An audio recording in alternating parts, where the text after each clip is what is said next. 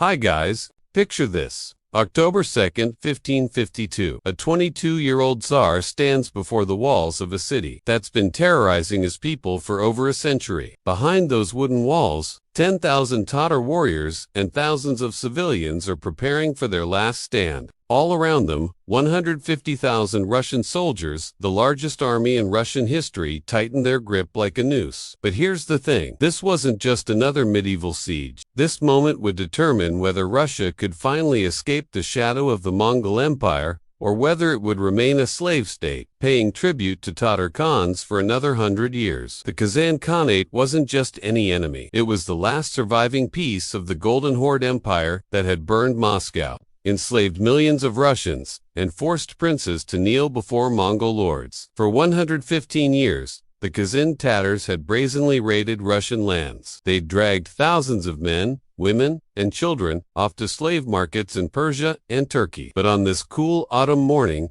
everything was about to change. The defenders had no idea the Russians had been secretly preparing weapons for years, weapons that would shatter their walls and end their reign of terror forever. The Kazan Khanate sat on the mighty Volga River, 400 miles southeast of Moscow, like a dagger thrust into Russia's heart. This wasn't just a valuable piece of land. It was the gateway to everything. Controlling Kazan meant controlling the trade routes to Persia, the passes over the Ural Mountains to Siberia, and most importantly, the entire Volga River system. October 1552. This date isn't just when a battle was won, it's when a civilization's 300-year trauma ended and a new empire was born. The fall of Kazan marks a nation's rebirth and a critical turning point in history. For 300 years, Russians woke up every morning with the fear that their children could be kidnapped by Tatar horsemen. Thousands were sold in slave markets. Princes were forced to pay tribute to Mongol lords. National dignity was trampled underfoot. This hell ended in 1552. In 1237, the armies of the Mongol Empire founded by Genghis Khan came to Russia under Batu Khan's command. This wasn't a simple invasion. It was the systematic destruction of a civilization. The fall of Ryazan -1237. On a freezing winter day, Mongol cavalry attacked the Principality of Ryazan. After a 6-day siege, the walls fell. According to Russian chroniclers, the city was completely destroyed. Prince Yuri Igorovich and his family killed. This was a systematic terror campaign. The message was clear. The price of resistance is annihilation. Vladimir and Moscow, to 1238. The city of Vladimir, the most powerful Russian center at the time, was besieged. Grand Prince Yuri II and his family took refuge in the Assumption Cathedral, but the Mongols set the church on fire. Moscow, then just a small town, could only resist for 5 days. Tver, Suzdal, Yaroslavl, Rosta one by one. They all met the same fate. The end of Kiev, -1240. Kiev, called the mother of Russian cities, the heart of the Russian world, fell in 1240 when Italian traveler Giovanni da Piandel Carpini visited the city in 1246. He wrote, "There are only about 200 houses around. Human bones still lie in the streets." 13 years had passed, but the city couldn't recover. From 1240 onward, the era of the Tatar yoke began. Russia lived as a vassal state of the Golden Horde Empire for 240 years. Russian princes had to go to Saritha, capital of the Golden Horde, every year, bow to the Khan, and pay tons of gold, silver, and valuable furs. To sit on a princely throne, you had to get a yarlik, a decree from the Tatar Khan. If tribute payments were delayed, Tatar armies would burn cities, massacre people, and take the youth away. More devastating than the material tribute was the slave trade. Every year, thousands of Russians, especially those aged 12 to 25, were taken away in chains. Tatar cavalry in groups of 100 to 500 would raid villages at midnight. They'd kill those who resisted, the elderly, the sick, and take young men, women, and children. Prisoners with bound hands and chained necks would be marched for days. They were sold in slave markets in Kazan, Kaffa, and Azov. Slave markets. They operated just like livestock markets. Buyers would check teeth for health, inspect muscles for strength, assess beauty. Blonde, blue-eyed Slavic girls were sold to harems for astronomical prices. According to historians' estimates, 2 to 3 million Russians were enslaved between the 13th and 16th centuries. Some border regions lost 70% of their population. This was a massive number. Russia's total population at the time was around 6 to 7 million. Battle of Kulikovo, minus 1,380. The Russian army under Dmitry Donskoy defeated Mamai near the Don River at Kulikovo Field. After 8 hours of bloody battle, the Tatar army scattered. This was symbolically crucial. We can beat the Tatars. But the joy was short. In 1382, Toktamish Khan besieged and plundered Moscow. Tribute payments resumed, perhaps under even harsher terms. The Great Stand on the Ugra River, minus 1,480. Ivan III faced Akhmat Khan's army at the Ugra River in October-November 1480. For months, the two armies waited on opposite banks of the river, but didn't fight. As winter approached, the Tatar army withdrew. Ivan refused to pay tribute. This is considered the official end of the Mongol yoke. But reality wasn't that simple, because powerful Tatar Khanites Kazan Crimea. On paper, it was free, but in practice, not much changed in daily life. In 1438, Ulugh Muhammad captured the Volga-Bulgar city and founded the Kazan Khanate. The city was in an incredibly strategic position, on the Volga riverbank, 400 to 450 miles southeast of Moscow. The Volga waterway from the Baltic to the Caspian Sea passed through here. It was the passage to Siberia and Central Asia. Whoever controlled the Volga controlled the entire trade route and enormous sources of revenue. As long as Kazan was in Tatar hands, Russia couldn't expand eastward. The city was protected by natural and artificial defenses, built on hills, surrounded by steep valleys. The Kazanka River formed a natural moat, double walls of thick oak logs, filled with earth and stone. They absorbed cannon fire, 20 to 26 feet high, 10 to 13 feet thick, 13 towers, 50 to 65 feet tall. Expert Nogai cavalry descended from Genghis Khan, masters of mounted archery. Kazan was also a rich cultural center. The Silk Road passed through here. Colorful markets were set up. The Kolsharef Mosque with its 8 minarets was famous. There were madrasa schools where Islamic sciences were taught. The city's population was around 100,000. Every spring and summer, Tatar cavalry units of 3,000 to 10,000 raided Russian lands. Spies would scout the area months in advance. They'd gather intelligence. Which villages are rich? Which roads are weakly defended? Maps were drawn. Targets selected. They'd cross the border silently at midnight or dawn. Light-equipped horsemen could advance 40 to 50 miles a day. They'd surround villages, block escape routes, create panic. The young, healthy, strong were selected ages 12 to 25 priority. Beautiful women were specially marked for harems. They'd be chained and marched 200 to 250 miles. The sick, the weak would be abandoned along the way. Every year, 5,000 to 10,000 Russians were sold as slaves. Over 114 years, approximately 600,000 to 1 million people became slaves. The Russian people constantly felt inferior, crushed, helpless. The fear of the Tatars are coming was passed down through generations. The economic damage was also terrible, with thousands of productive people lost. Fields weren't planted. Villages were abandoned. Ivan IV was born in 1530. He lost his father at age 3, his mother at age 8, probably poisoned. He grew up in the palace among boyar families, constantly seeing intrigue, conspiracy, violence, but he received a good education, religion, history, military art, literature. He read many books, was intelligent, eager to learn, curious. At age 6, at Moscow's Assumption Cathedral, he received the title Tsar. Tsar came from the Latin Caesar, meaning Roman emperor. This was a massive claim. I'm not just a prince, I'm the heir to Rome, Byzantium, the emperor of the Russian people. The Streltsy, unit, the first professional, musket-armed infantry was established. Artillery developed, central government strengthened, boyar power broken. The Sudebnik Law Code was published in 1550. To conquer Kazan, eliminate the Tatar threat forever. Control the Volga. 17 to 18-year-old Ivan marched on Kazan with a 50,000-man army. But the early harsh winter, inadequate logistics, and strong Tatar defense forced a retreat. Thousands of soldiers were lost. Better preparation was made, but difficulties crossing the Volga prolonged the siege. As winter approached, it ended in failure again. Ivan didn't give up. He was a smart leader who learned from his mistakes. He developed a new strategy with advisors, especially Alexei Adoshev. To take Kazan, we need not just a strong army, but strategy, engineering, patience, planning. In 1551, a brilliant solution was found. The fortress was pre-built near Moscow in Uglik, disassembled, transported down the Volga by boats. When it reached Sviazhsk, it was assembled in just 4 weeks. The Tatars were shocked. Now the Russian army was just 20 miles from Kazan. Trade routes were cut. Some tribes in the region Chuvash, Mari joined Russia. Sviazhsk was strategically a game-changer. Ivan made the final decision: this year we'll take Kazan, no matter the cost. Army composition: Streltsy musket infantry, 20,000. Heavy armored cavalry boyars, 30,000. Cossack light cavalry, 10,000. Militia forces, 70,000 to 80,000, 150.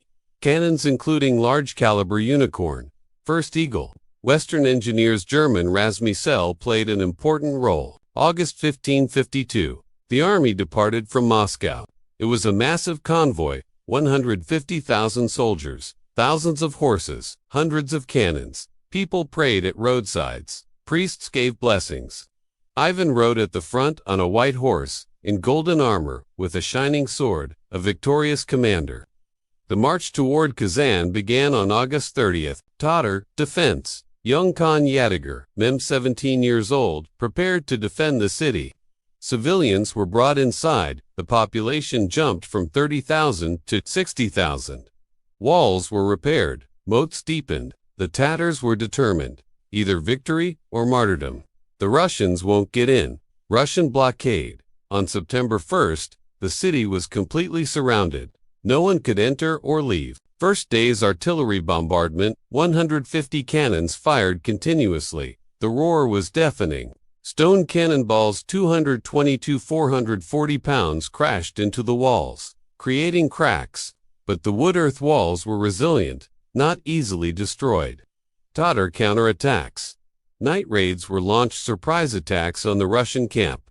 Tents burned, cannons sabotaged. The Russians repelled them because of superior numbers. Ivan remained patient. Don't rush, advance systematically. Avoid losses. Russian engineers Ivan Virikov and German Razmisel dug underground tunnels. The goal: reach under the wall and detonate gunpowder. Wooden structures 50 to 65 feet high were built. Russian archers fired at Tatar defenders from there throughout September. The siege continued. Food ran out inside the city. Water became contaminated. Disease spread. Tatar soldiers were exhausted but still resisting. September 30th. Tunnels completed. 48 barrels of gunpowder, 4,400 to 6,600 pounds of explosives placed under the wall. October 2nd morning, at dawn, Ivan gave the order: detonate. Boom! Such an explosion that the ground shook. The sky lit up. The sound was heard for miles. Chronicles say it was like lightning struck, like an earthquake. A 100-foot section of the wall blew into the air. A massive breach opened. The assault: thousands of Russian soldiers poured through the breach with cries of "Ora! Ora!" Tatar defenders counterattacked. At the breach, for 8 hours, ruthless fighting, rain of arrows, sword strikes, spear clashes, blood flowed like a river. Afternoon, a second explosion, another breach opened. Russian soldiers began entering the city from 2 points. Evening, Tatar resistance broke. Street battles began, house-to-house fighting continued. Near midnight, Russian troops reached the Khan's palace. Surrender. Khan Yadigar, Mem raised a white flag. The battle stopped. Losses: Russians, 15,000 to 20,000 dead and wounded Tatars. 30,000 to 40,000 city. Half the houses burned. Destroyed. Victory was won. On the night of October 2nd, the Kazan Khanate ended. The state that lasted 114 years collapsed. The victory procession moved slowly. In every city, every town, they stopped and celebrated. Villagers threw flowers at roadsides, prayed, "Here's our savior." Here's our hero. Early November Moscow.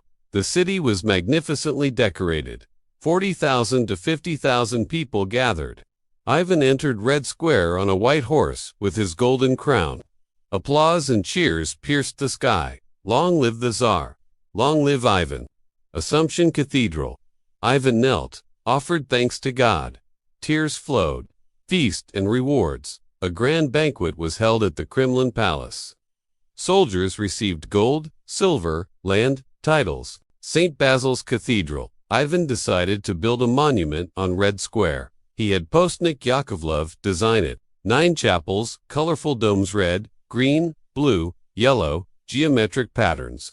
Even today, it's Moscow's symbol, an icon worldwide. For 300 years, people who lived with the belief we are slaves of the Mongols gained the feeling we are strong. God is with us. In 1552, massive psychological transformation, national confidence was born. Poems and epics were written. The tale of the conquest of Kazan. The church spread the ideology God chose Russia. Moscow is the third Rome. This confidence formed the foundation of Russia's rise in subsequent centuries. 1556. The Astrakhan Khanate also fell. Russia controlled the entire Volga from beginning to end. Road to the east, beyond the Ural Mountains, Siberia opened. Yermak Timofeyevich crossed the Urals in the 1580s. By the 1640s, Russia reached the Pacific Ocean. A vast empire spanning 5,600 miles was established. If Kazan hadn't fallen, this expansion wouldn't have happened. With Kazan, millions of Tatars, Bashkirs, Chuvash, Mari, came under Russian rule. Ivan pursued a policy of pluralism. Muslims can continue with Islam, speak their languages, but must show loyalty. Russia transformed into a multi-ethnic, multi-religious empire. This character continues today. The Russian Federation hosts 190 ethnic groups. Kazan was Russia's first major campaign successfully using modern weapons cannons, muskets, gunpowder. This success showed Western technology wins. In subsequent centuries, the Russian army modernized and became competitive with European powers. Tatar raids stopped. Villages were no longer plundered. People weren't taken. People breathed safely. Agriculture exploded. Abandoned villages were re-established. The Volga became a safe trade route. Commerce liberalized. Between 1550 to 1600, economic growth was 200 to 300%. Before Kazan, Russia was peripheral in European diplomacy. After Kazan, this state is strong. We must take it seriously. European capitals London, Paris, Vienna established diplomatic relations with Moscow. The Ottomans worried. Iran watched carefully. Russia became an active player on the world stage. Perhaps the most humane outcome, thousands of people were no longer being chained and taken away. Families weren't being torn apart. Mothers weren't losing their children. Chronicles say, people cried in the streets. From joy, finally, we're free. Our children are free. Victory was won, but work wasn't done. Kazan fell. The Khan was captured, but the people didn't surrender. Especially in rural areas, Tatar tribes, Nogai cavalry, Bashkir warriors continued to resist. A major uprising began. Thousands of Tatar warriors attacked Kazan's walls. Continuous rebellions, clashes, guerrilla warfare. For a full 10 years, there were clashes almost every year. Ivan implemented harsh policies. Those who participated in uprisings were executed en masse. Some Tatar villages were completely destroyed, people sent into exile. Russian colonies were established. Thousands of Russian farmers were brought from Moscow. Novgorod, an attempt was made to change demographics. Historians call this period the Second Conquest of Kazan because real control was achieved not in 1552 but in the 1560s. Ottoman Empire. Suleiman the Magnificent was very upset. Kazan was a Muslim state. The Russians took it. This is an insult to the Islamic world. Some ulama said, let's declare jihad. But Suleiman was pragmatic. Kazan is 1,900 miles from Istanbul. Sending an army there is suicide. Eventually the Ottomans chose diplomacy. A message was sent to Crimean Khan Develet Gairet. Harass the Russians. conduct raids. In 1571, Crimean Tatars even burned Moscow. But this didn't take Kazan back. Polish-Lithuanian Commonwealth, very worried. Russia, having taken Kazan, was now secure in the east and could direct all its energy westward. In 1558, Ivan started the Livonian wars that lasted 25 years. Iran, more cool-headed, Shah Tahmaspi said Kazan is far away, doesn't directly affect us, but was still worried because Russian and Iranian spheres of influence overlapped in the Caucasus. Western Europe's view for Western Europe, Russia was still exotic, distant, mysterious. When news of Kazan arrived, it sparked curiosity. English reaction. Richard Chancellor came to Moscow in 1553, met with Ivan. He wrote to London, Tsar Ivan is young, ambitious, powerful. He recently defeated the Tatars. This man is dangerously intelligent. Russia is rising. Queen Elizabeth I became interested. Trade ties were established. Furs and timber began to be purchased from Russia. German reaction. German principalities were practical. Engineers and weapons masters were sent to Russia for high wages. This brain drain accelerated Russia's technical development. Generally, Europe's reaction was mixed. Curiosity, admiration, fear, commercial opportunity. But the common point, Russia is now important. We can't ignore it. The fate of the Tatar people. After Kazan fell, the Tatar population 400,000 to 500,000 people was in a difficult situation. There was pressure to Russify. Mosques were converted to churches. Missionaries encouraged conversion from Islam. Russian became mandatory. Resistance and adaptation. Some Tatars resisted, secretly continued Islam. Some surrendered, converted to Christianity. Families were torn apart. Father stayed Muslim. Son became Christian. In the 17th-18th centuries, Empress Catherine the Great was more tolerant. Tatars can continue with Islam but must be loyal. This was relieving. Tatar culture somewhat revived. Today, the Republic of Tatarstan is one of Russia's wealthiest regions. The city of Kazan has 1.3 million people, a modern metropolis. 5 to 6 million Tatars still speak their language, keep their culture alive. But most speak Russian. Live secularly, very little remains of the old Kazan Khanate's Tatar culture. Before Kazan, it was divided. The north under Russian control, the south under Tatars. Trade was difficult, costly. After Kazan, the Volga came completely under Russian control. One administration, one law, one currency. Trade exploded. In the second half of the 16th century, Volga trade increased 400 to 500%. North to south, furs, timber, iron, honey, beeswax, grain. South to north, silk, spices, cotton, carpets, precious stones. Russian cities became wealthy. Kazan again became a trade center, but now as a Russian city. Tax revenues soared. Ivan spent this money on the army, palace, churches, infrastructure. The conquest of Kazan opened Russia to the west. Accelerated technology transfer. Ivan said, "We took Kazan, but it's not enough. We must be stronger, reach European level." In the 1550s, 1560s, Russia systematically invited Western experts. Printers. The first Russian printing press was established in 1564. Weapons masters, experts, came from Germany, Italy. Architects, Italian architects, renovated the Kremlin, designed St. Basil's. This was brain drain, but this time toward Russia. Result, Russia quickly learned, copied, adapted. The technological gap closed. The 16th century was the beginning of the age of colonialism. Spain and Portugal were conquering America.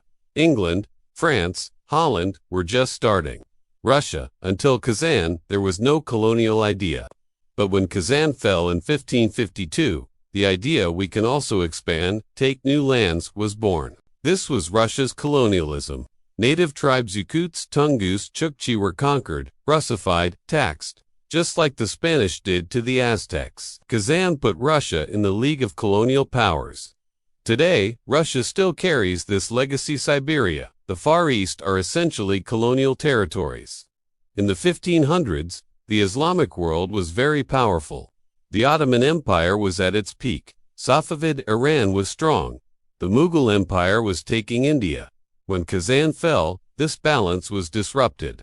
Islam's northern border was pulled south.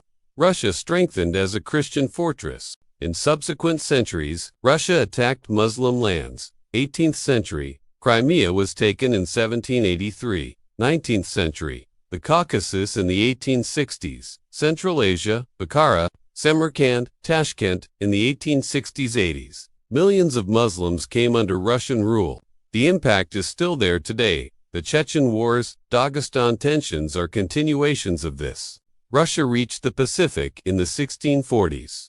In the 1700s, it crossed to Alaska, spanning the Bering Strait to reach America. In the 1860s, Russia took outer Manchuria from China, today's Vladivostok. It gained a Pacific coast, established a naval base. Today, the Russia-China-Japankaria-US balance forms the foundation of Pacific geopolitics. The root of all this, Kazan. If Kazan hadn't been taken, the Urals couldn't be crossed. Siberia couldn't be conquered. The Pacific couldn't be reached. How did the Soviet Union, 1922 to 1991, become a superpower? Nuclear weapons, space program, global influence. The Soviets' power came from geography. 8.5 million square miles of land, 290 million people, endless natural resources. How was this empire built? Starting from Kazan.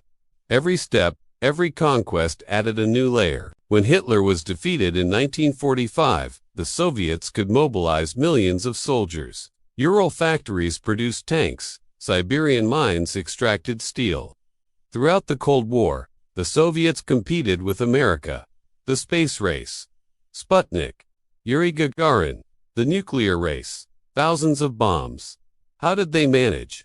With resources. Where did those resources come from? From the expansion that began with Kazan. Russian nationalist view. Liberation. Emancipation. National victory. Tatar nationalist view. Tragedy. Loss. Occupation. Neutral historical view. Yes. Tatar raids ended, but Russia became an empire, oppressed other peoples, both blessing and curse. Some say, the conquest of Kazan was both a blessing and a curse for Russia, a blessing because we grew, became strong, a curse because an obsession with constant expansion was born. We never got enough. Tatar historians, especially in the 20th century, viewed Kazan as tragedy. Loss, occupation. Our independent state was destroyed, our people assimilated, our culture suppressed. Some Tatar nationalists in the 1990s said Tatarstan should be independent. The injustice of 1552 should be corrected, but this never happened. Today, most Tatar historians are pragmatic. The past can't be changed. Kazan fell, it's painful but real. What needs to be done now is preserve our identity, defend our rights, but without conflict. In peace. Western historians try to look more neutrally. The conquest of Kazan was part of the empire-building process. Russia expanded, just like Spain, England, France. Post-colonial historians are critical. Russia's conquest of Siberia is like Europe's colonization of Africa and America. Native peoples were oppressed, exploited. We shouldn't romanticize this. Every year on October 2nd, ceremonies are held in Russia, especially in the city of Kazan. But the tone has changed. No longer we defeated the Tatars, but the message given is Russians and Tatars united. Multi-ethnic Russia was born, Putin openly said in Kazan in 2005. This wasn't a conquest, it was unification. Kazan today is a UNESCO World Heritage City. The Kazan Kremlin, Kolsharif, Moskva built in 2005. Magnificent historical structures. Every year millions of tourists visit Kazan. It hosted the 2018 World Cup. A huge stadium was built. Infrastructure modernized. There are still tensions, especially among young Tatars. There's an identity crisis. Who am I? Tatar, Russian, or both? The Russian government encourages both.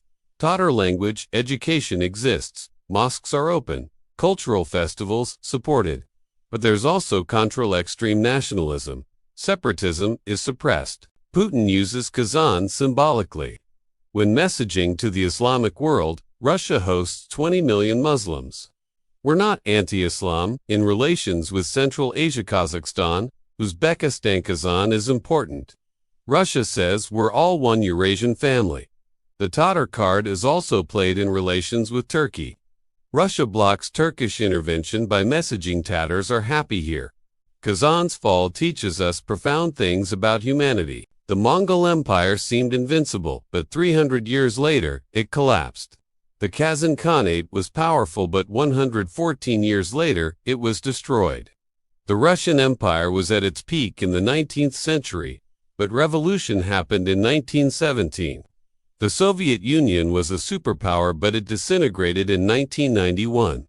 Power is temporary. History's wheel keeps turning. 300 years of Mongol yoke shaped the Russian soul. Even today's 500 years later, the effects remain. Kazan's fall was trauma for Tatars 470 years later. Identity issues continue. We shouldn't take social wounds lightly. Healing takes centuries. Tatars lived under Russian rule for 470 years, but didn't lose their identity. The language lives, religion lives.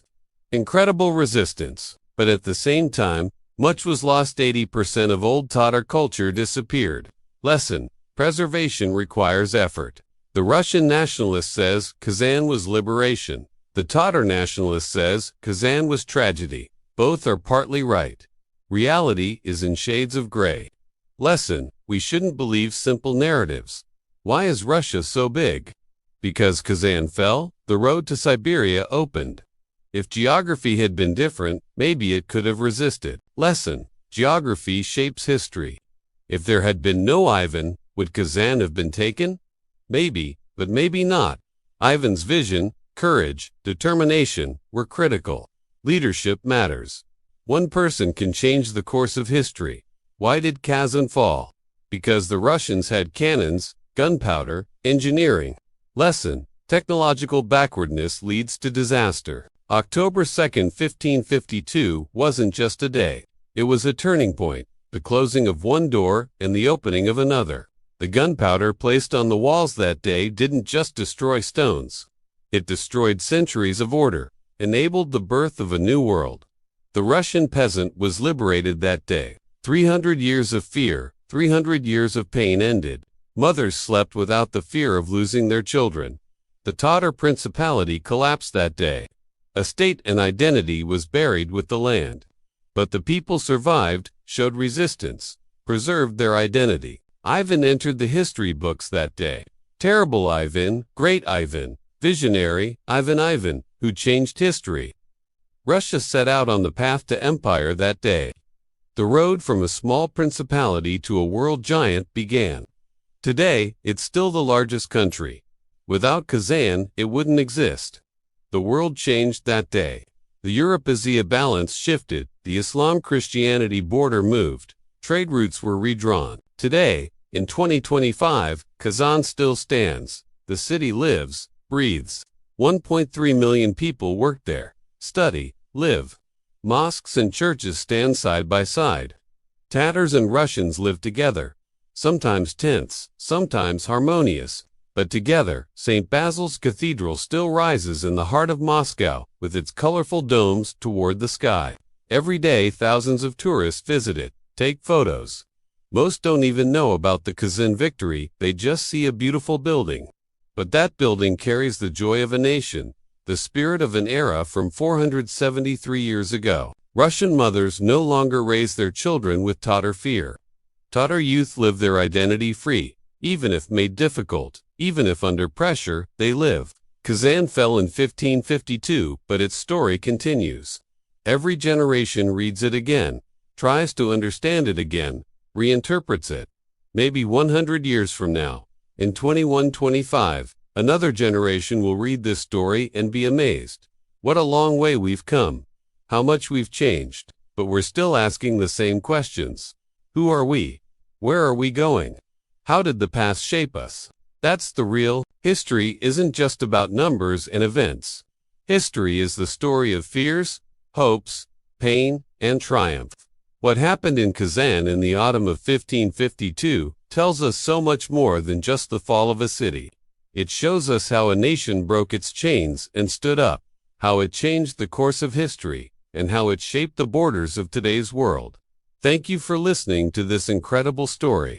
If you enjoyed this journey through the depths of history, don't forget to subscribe to my channel and turn on notifications. Until the next video, take care.